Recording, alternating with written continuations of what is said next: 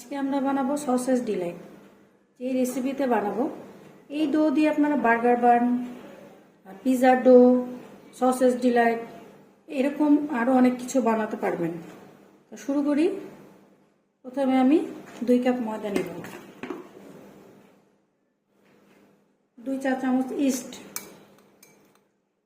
1 চা চামচ লবণ, 2 চা চামচ গুঁড়া দুধ, আর এখানে 1 কাপ পানির মধ্যে একটা ডিম ফেটিয়ে নিয়েছি। এটা একসাথে মিক্সড করব। চিনি 2 চা চামচ।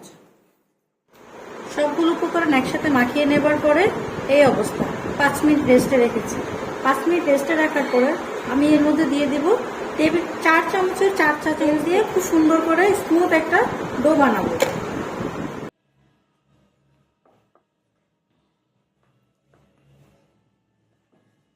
সসেসটা আমি এইভাবে আটকে দিব।